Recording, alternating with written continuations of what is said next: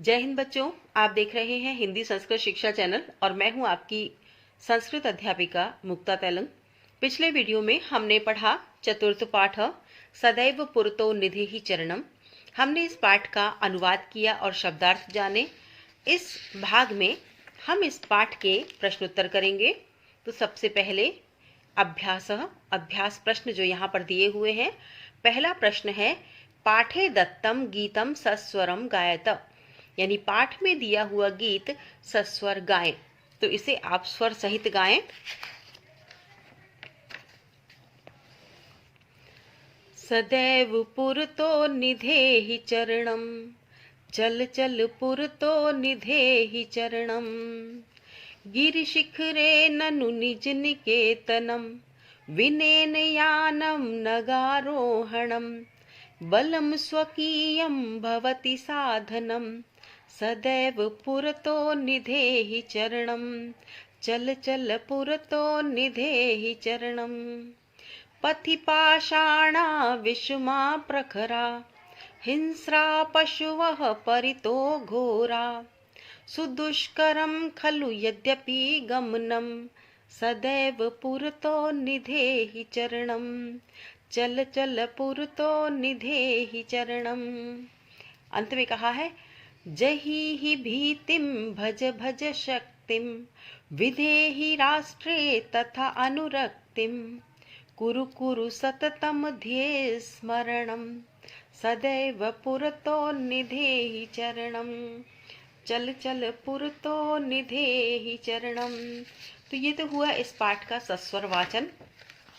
अब पाठ के सस्वर वाचन के बाद हम पढ़ेंगे दूसरा प्रश्न हल करेंगे। अधोलिखितानां प्रश्नानां उत्तराणि एक पदेन लिखत। नीचे जो प्रश्न दिए गए हैं उनके उत्तर एक पद में लिखें। पहला प्रश्न है क वाला, स्वकीयम साधनम किम भवति, अपना स्वयं का साधन क्या होता है। बलम, बलम स्वकीयम साधनम भवति, यानी हमारा बल ही, हमारी शक्ति ही हमारा साधन होती है। ख है, पथि के विषमा प्रखरा, रास्ते में विषम और प्रखर, नुकीले और विषम क्या चीज है। तो पथि पाषाणा विषमा प्रखरा, यानी रास्ते में पत्थर विषम यानी ऊंचे नीचे और नुकीले हैं। ग है, सततम किम करणीयम, हमें लगातार क्या करना चाहिए। उत्तर है ध्येय स्मरणम, सततम ध्येय स्मरणम करणीयम, हमें लगातार निरंतर अपने उद्देश्य का, अपने लक्ष्य का स्मरण करना चाहिए। हमें हमेशा अपना लक्ष्य याद रखना चाहिए। घ है, एतस्य गीतस्य रचयिता कः, इस गीत के रचयिता कौन है। तो उत्तर होगा श्रीधर भास्कर वर्णेकर। श्रीधर भास्कर वर्णेकर इस गीत के रचनाकार हैं। ङ है, स कीदृशः कवि मन्यते, वह कैसे कवि माने जाते हैं। तो उत्तर होगा राष्ट्र कवि। हम पूरा लिखेंगे तो लिख सकते हैं कि स राष्ट्र कवि मन्यते। तीसरा प्रश्न है, मंजूषातः क्रियापदानि चित्वा रिक्त स्थानानि पूर्यतः, यानी इस मंजूषा से, इस पेटिका से क्रियापद चुनकर रिक्त स्थानों की पूर्ति करें। तो शब्द जो दिए हुए हैं, निधेहि, विदेहि, जहिहि, देहि, भज, चल, कुरु, इनके अर्थों को सबसे पहले जान लें। निधेहि मानी रखें या रखना, और विदेहि यानी करें, जहिहि मानी छोड़ें, त्यागें, देहि मानी दें, भज मानी भजें, चल मानी चलें, कुरु मानी करें। तो यहाँ पर हम वाक्यों के अनुसार इन शब्दों को संयोजित करेंगे। पहला है यथा, एक उदाहरण दिया हुआ है, त्वम पुरतः चरणम निधेहि, यानी तुम आगे चरण रखो या आगे कदम बढ़ाओ। क वाला है, त्वम विद्यालयम, यानी तुम विद्यालय, तो आगे क्या शब्द आएगा, चल, यानी तुम विद्यालय चलो। ख है, राष्ट्रे अनुरक्तिम विधेहि, राष्ट्र के प्रति हमें प्रेम रखना चाहिए। ग है, मह्यम जलम देहि, मुझे पानी दे, मुझे जल दो। घ है, मूढ़, जहिहि धनागम तृष्णाम, मूढ़ यानी मूर्ख, धनाग्रम तृष्णाम जहीहि, यानी धन का लालच त्यागो, छोड़ो। भज गोविंदम, गोविंद को भजो, भगवान का भजन करो। सततम ध्येय स्मरणम कुरु, हमेशा अपने उद्देश्य को याद रखो या अपने ध्येय का स्मरण करो। प्रश्न नंबर 4 है, उचित कथनानाम समक्षम आम, अनुचित कथनानाम समक्षम न इति लिखत। उचित कथन के आगे आम लिखें, अनुचित कथन के आगे न लिखें। आम यानी हाँ, न मतलब नहीं। उदाहरण है, पुरतः चरणम निधेहि, यानी हमें आगे कदम बढ़ाओ। पुरतः मानी आगे, चरणम यानी कदम या पांव रखो, निधेहि मानी रखो या बढ़ाओ। तो आगे कदम बढ़ाओ या आगे पैर रखो, इसका ये सही है या गलत है? आम, ये बिल्कुल सही है। क है, निज निकेतनम गिरि शिखरे अस्ति, यानी हमारा घर पर्वत के शिखर पर है। लेकिन ये बात बिल्कुल गलत है, क्योंकि हमारा घर पर्वत के शिखर पर नहीं है। यहाँ पर दो बातें हो सकती हैं। एक तो ये है कि जो हमारे पाठ में कहा गया है उसके अनुसार यदि हम उत्तर लिखते हैं तो हमें आम लिखना पड़ेगा कि निज निकेतनम गिरि शिखरे अस्ति, यानी ये हमारी कल्पना है कि यदि हमारा घर पर्वत के शिखर पर भी हो, घर का मतलब घर या हमारा लक्ष्य जहाँ जो है वह पर्वत के शिखर पर भी हो, तो हम इसमें आम लिखेंगे। और अगर साधारणतया ये पूछा जा रहा है कि मेरा घर पर्वत के शिखर पर है, अगर ये साधारण वाक्य के रूप में पूछा जा रहा है मुझे लक्ष्य करके, तो हम इसका उत्तर लिखेंगे न। अब ख है, स्वकीयम बलम बाधकम भवति, अपना बल हमेशा बाधक होता है। ये बात सही है या गलत है? नहीं, ये बात गलत है, क्योंकि हमारा बल साधक होता है, बाधक नहीं होता। अब जो ये पहला है, निज निकेतम गिरि शिखरे अस्ति, इसमें आप आम ही लिखें, क्योंकि यहाँ पाठ के अनुसार आम दिया हुआ है। ग है, पथि हिंस्रा पशुवै न संति, रास्ते में हिंसक पशु नहीं है। तो ये भी पाठ के अनुसार ही हमें लिखना है, इसलिए हम लिखेंगे यह बिल्कुल गलत है, क्योंकि यहाँ पर बताया गया है कि रास्ते में हिंसक पशु भी हैं, तब भी हमें अपना बल नहीं त्यागना चाहिए, डरना नहीं चाहिए। घ है, गमनम सुकरम अस्ति, यानी जाना आसान है। इसका उत्तर होगा न, पाठ के अनुसार गमनम सुकरम न अस्ति। सदैव अग्रे एव चलनीयम, पाठ के अनुसार हमें ये कहा गया है कि हमेशा आगे ही चलना चाहिए। आम, ये बात सही है, इसलिए हम इसके आगे आम लिख देंगे। अब है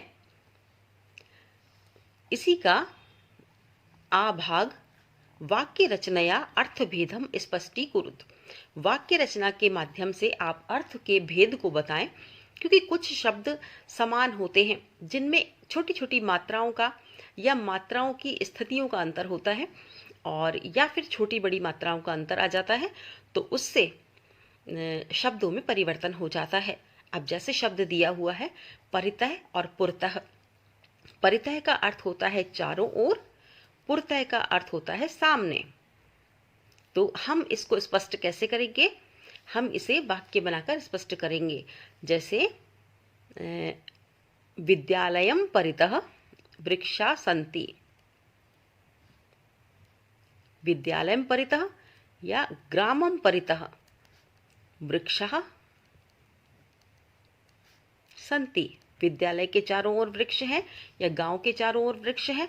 अब पुरतः तो हम लिखेंगे विद्यालयम पुरतः,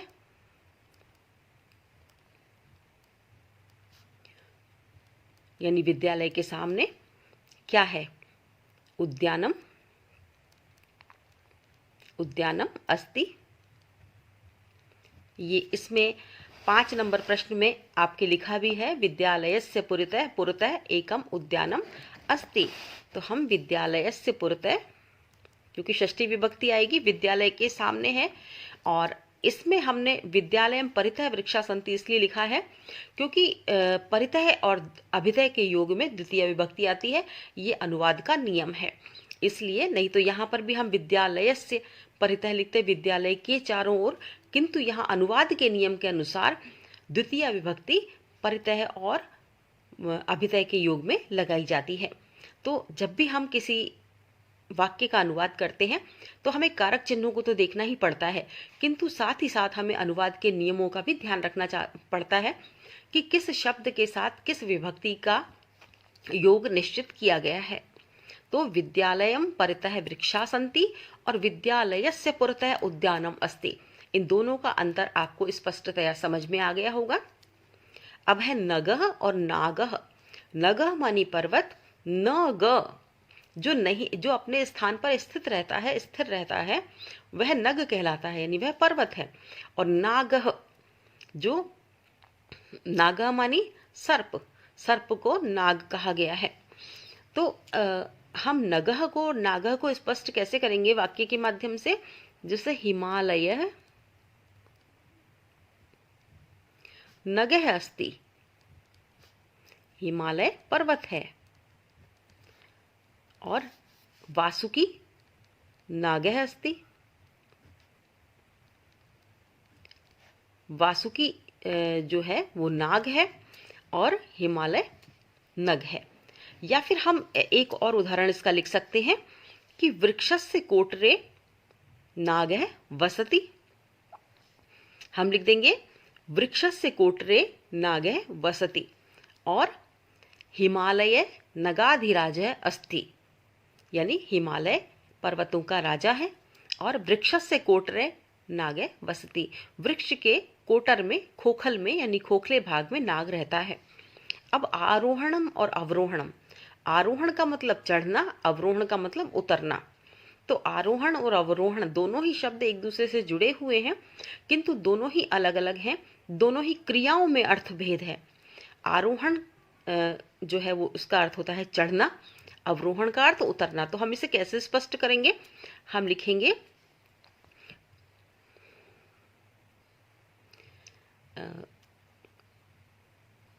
ते बस याने आरोहणम कुर्वन्ति।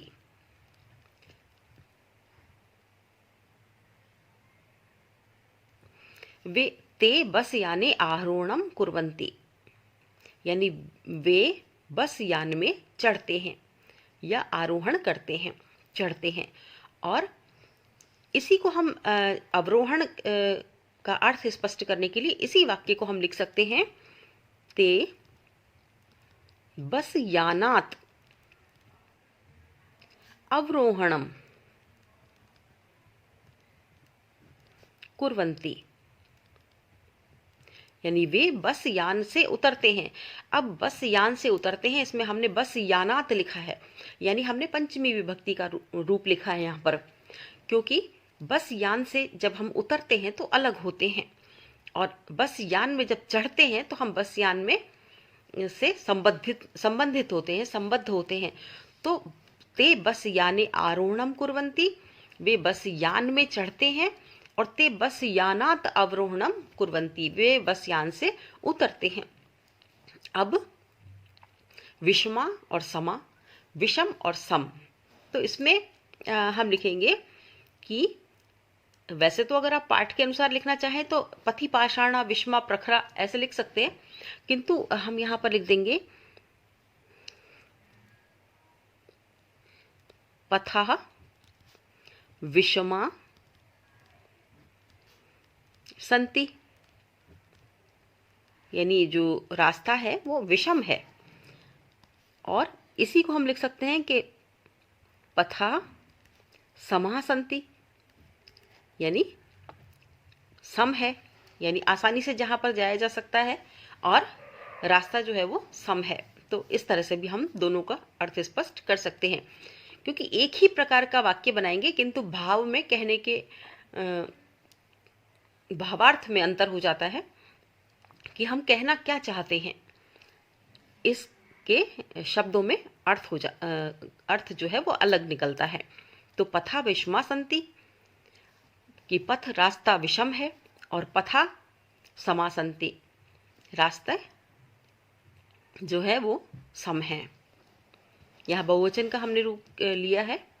अब है 5वां प्रश्न, मंजूषात अव्यय पदानि चित्वा रिक्त स्थानानि पूर्यत। मंजूषा से अव्यय पदों का चयन करें और रिक्त स्थानों की पूर्ति करें। तो हम कैसे करेंगे? इस पेटिका में से, इस मंजूषा में से हम शब्द लेंगे और वाक्य के अनुसार उसमें भरेंगे। ये सभी अव्यय शब्द हैं। अव्यय शब्द हम देखते हैं, इनके अर्थ देखते हैं। सबसे पहले एव का अर्थ है ही, खलु का अर्थ है ही, ये भी निश्चय अर्थ में आता है। तथा मानी वैसे। अब जहां पर यथा होता है वहां पर अक्सर तथा आता है। यथा, तथा, यावत, तावत, ये शब्द अक्सर साथ साथ आते हैं। तो जहां यथा लिखा हुआ हो वहां हम तथा लिख दें तो ये हमेशा सही होगा अव्यय शब्दों के वाक्य प्रयोग में। परितः का अर्थ है चारों ओर और पुरतः का अर्थ है सामने। सदा का अर्थ है हमेशा और विना का अर्थ है बिना। हम हिंदी में ब लिखते हैं और संस्कृत में विना कह देते हैं। तो क है विद्यालयस्य पुरतः एकम उद्यानम अस्ति। ये हमने वाक्य प्रयोग भी किया था। विद्यालय के सामने एक बगीचा है, तो यहाँ हमने पुरतः शब्द भर दिया। अब ख है सत्यम एव जयते, सत्य ही जीतता है, सत्य की ही विजय होती है। एव यानी ही, और यह भी निश्चय अर्थ में आता है। ग है किम भवान स्नानम कृतवान खलु। ग है कि क्या आपने स्नान कर लिया है। तो यहाँ प्रश्नवाचक चिन्ह है। तो यहाँ पूछ रहे हैं क्या निश्चित रूप से आपने स्नान कर लिया है। अब है घ, स यथा चिंतयति तथा आचरति। जिस प्रकार मैंने आपको बताया कि तथा यथा के साथ आता है, यावत तावत के साथ आता है, तो यहाँ पर भी इसी प्रकार से आया हुआ है। स यथा चिंतयति, वह जैसा विचार करता है, तथा आचरति, वैसा ही आचरण करता है। यानी जैसा सोचता है वैसा ही आचरण करता है। न्याय वाला है ग्रामम परितः वृक्षा सन्ति। ये बहुत ही कॉमन उदाहरण है। जब भी हम परितः का उपयोग करते हैं तो ग्रामम परितः वृक्षा सन्ति या विद्यालयम परितः वृक्षा सन्ति इस प्रकार से लिखते हैं, यानी गांव के चारों ओर वृक्ष हैं। अब है विद्याम बिना जीवनम वृथा। विद्या के बिना जीवन बेकार है। तो यहाँ पर बिना शब्द आ जाएगा। सदा भज भगवंतम भज, यानी हमेशा ईश्वर का भजन करें, हमेशा ईश्वर को भजें। तो यहाँ सदा मानी हमेशा। अब है विलोम पदानि योजयत। विलोम पदों को एक दूसरे से मिलान करें। पुरतः, पुरतः का अर्थ होता है सामने, तो इसमें से जो विलोम पद है वह है पृष्ठतः यानी पीछे। तो हम इसको मिलान कर देंगे। स्वकीयम यानी अपना, और परकीयम यानी दूसरों का। भीति यानी डर, और भीति डर का जो विलोम शब्द होगा वह होगा साहसः। अनुरक्ति मानी प्रेम, और विरक्ति मानी जो है विरक्ति। अनुरक्ति और विरक्ति। गमनम जाना, आगमनम यानी आना। अब है 7वां प्रश्न, लट लकार पदेभ्य लोट विधिलिंग लकार पदानाम निर्माणम कुरुत। अब यहाँ पर लट लकार का पद दे रखा है और हमें जो है लोट लकार का जो पद है वो यहाँ पर लिखना है, विधिलिंग लकार का पद यहाँ पर लिखना है। तो मैं आपको बता दूं, लोट लकार हमेशा आती है आज्ञार्थक लोट लकार, कहते हैं आज्ञा देने के अर्थ में लोट लकार आती है। और विधिलिंग लकार, विधिलिंग लकार में हम कहते हैं कि ऐसा चाहिए, करना चाहिए, यानी हम निर्देश प्रदान करते हैं। हम निश्चित रूप से आदेश नहीं देते कि ऐसा ही करो, किंतु लोट लकार में जब हम लिखते हैं इसका अर्थ है कि हमें आदेशित किया जा रहा है कि आपको ऐसा ही करो। तो यहाँ पर शब्द है पठति। पठति का लोट लकार में शब्द बनेगा पठतु, और विधिलिंग लकार में शब्द बनेगा पठेत। इसी तरह से खेलसी शब्द है, तो ये मध्यम पुरुष का एक वचन है, तो हम लोट लकार में मध्यम पुरुष का एक वचन शब्द बनाएंगे खेल, और मध्यम पुरुष का एक वचन शब्द विधिलिंग लकार में बनेगा खेले है। अब है खादंती, प्रथमा एक वचन शब्द है, और लोट लकार में यह शब्द बनेगा खादंतु, और विधिलिंग लकार में बनेगा खादेयु। अब है पिबामी। पिबामी शब्द जो है वो पिब धातु उत्तम पुरुष बहुवचन का रूप है, नहीं, उत्तम पुरुष एक वचन का रूप है। पिबामी, पिबाबह, पिबामह, इस तरह से शब्द बनते हैं। तो पिबामी एक वचन का रूप है, तो इसी प्रकार से लोट लकार के एक वचन का शब्द बनेगा पिबानी, और विधिलिंग लकार के एक वचन का शब्द बनेगा पिबेयम। अब है हसतः, हसती, हसतः। हसतः प्रथमा द्विवचन का शब्द है, तो लोट लकार में हम यह शब्द बनाएंगे हसताम और विधिलिंग लकार में हम ये शब्द बनाएंगे हसेताम। अब है नयामः, नयामः मानी ले जाना, तो हम सब ले जाएंगे, ले जा रहे हैं, ये वर्तमान काल का रूप है। ये जो है अपना उत्तम पुरुष बहुवचन का रूप है, तो हम यहाँ लोट लकार विधिलिंग लकार में भी उत्तम पुरुष बहुवचन के रूप बनाएंगे। तो नयामः का लोट लकार में शब्द बनेगा नयाम और विधिलिंग लकार में शब्द बनेगा नयेम। अब इसी का आभाग है अधोलिखितानि पदानि निर्देशानुसारम परिवर्तयत। नीचे लिखे हुए पदों को निर्देश के अनुसार परिवर्तित करें। तो इसमें देखिए दे रखा है यथा गिरिशिखर सप्तमी एक वचने। गिरिशिखर शब्द है, इसका सप्तमी का एक वचन का रूप लिखना है, तो क्या लिखेंगे गिरिशिखरे। अब है पथिन, पथिन शब्द का सप्तमी एक वचन का रूप हमें लिखना है, तो हम लिखेंगे पथि। राष्ट्र चतुर्थी एक वचने, तो चतुर्थी विभक्ति का एक वचन शब्द हम लिखेंगे यहाँ पर, यह है राष्ट्राय। पाषाण सप्तमी एक वचन का रूप लिखना है, तो पाषाणे। यान द्वितीय बहुवचने, द्वितीय का बहुवचन शब्द लिखेंगे, नपुंसकलिंग है इसलिए यानानी आ जाएगा। शक्ति प्रथमा एक वचन लिखना है, तो शक्ति ही आएगा। पशु सप्तमी बहुवचन लिखना है, तो पशुषु शब्द बनेगा। अब इसके बाद योग्यता विस्तार में थोड़ी सी बात दी गई है, इसकी चर्चा करना चाहेंगे क्योंकि बहुत महत्वपूर्ण होता है योग्यता विस्तार भी। डॉक्टर श्रीधर भास्कर वर्णेकर जो कि इस पाठ के लेखक हैं, उनका जन्म यहाँ पर बताया गया है कि 1918 में उनका जन्म हुआ था और 2005 में उनकी मृत्यु हुई, और नागपुर विश्वविद्यालय में संस्कृत विभाग के अध्यक्ष थे। यहाँ पर इस पाठ के लेखक का परिचय दिया हुआ है। तो अगर हम पाठ के साथ लेखक का परिचय भी पढ़ते हैं तो कहीं ना कहीं ये काम अवश्य ही आता है, क्योंकि आपसे इनका जहाँ नाम पूछा जा सकता है वहीं इनकी कुछ रचनाएं भी पूछी जा सकती हैं, तो हमें ये पढ़ना भी जरूरी है सामान्य ज्ञान के लिए। उन्होंने संस्कृत भाषा में काव्य, नाटक, गीत इत्यादि विधाओं की अनेक रचनाएं की।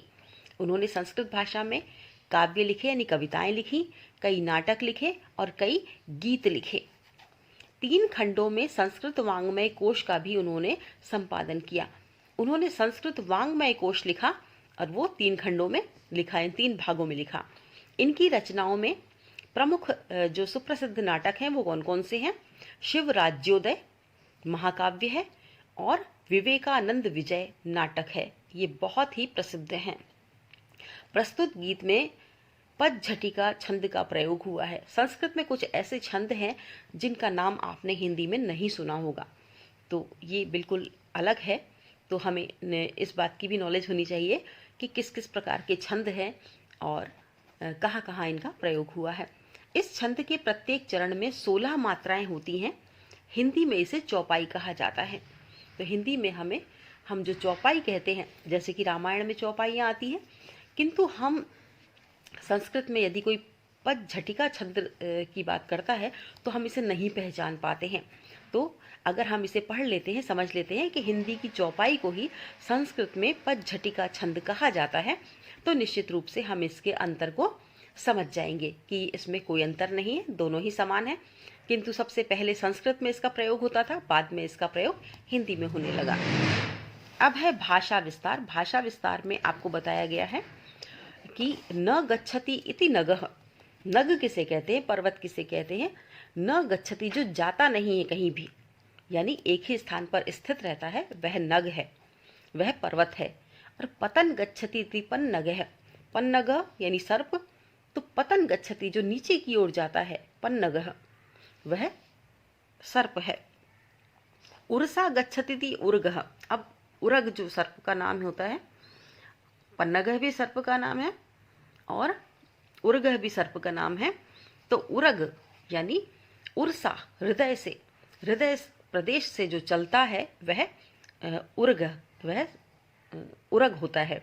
तो इसलिए किसी भी शब्द या किसी भी व्यक्ति वस्तु का जब नाम रखा जाता है तो उसकी विशेषताओं को आधार बनाकर नाम रखा जाता है। तो यहाँ उरसा गच्छति उरग, ये सर्प का ही नाम है, किंतु उसकी विशेषता को लिए हुए है कि वह हृदय प्रदेश से, हृदय स्थल से चलता है, इसलिए उसका नाम उरग हो गया।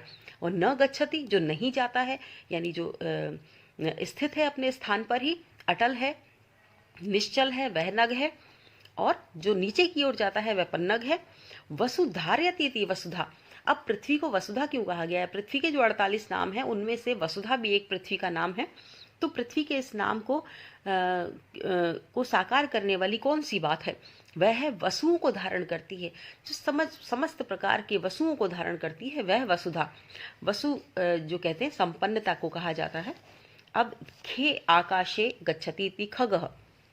अब खग क्यों कहा गया है पक्षियों को? क्योंकि खे मानी आकाश, खे गच्छति, जो आकाश में जाते हैं वह खग कहलाते हैं। और सरति इति सर्प, और सर्प क्यों कहा गया है? सर्प को, सर्प का नाम सर्प क्यों रखा गया? क्योंकि सरति रेंगता है, उसे सर्प कहते हैं।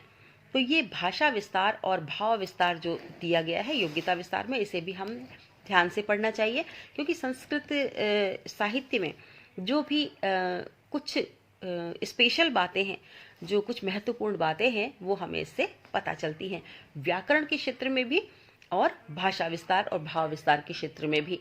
तो ये थे पाठ सदैव पुरतो निधि चरणम, चतुर्थ पाठ, कक्षा 8 के चतुर्थ पाठ सदैव पुरतो निधि चरणम के प्रश्नोत्तर जो हमने अभी हल किए, और भाव विस्तार योग्यता विस्तार को भी हमने जाना। इस पाठ से संबंधित यदि कोई भी सवाल आपके मन में हो तो आप मुझे कमेंट बॉक्स में कमेंट करके पूछ सकते हैं, और इस पाठ में दिए गए अभ्यास को आप अपनी अभ्यास पुस्तिका में करें और इसे याद करें। धन्यवाद।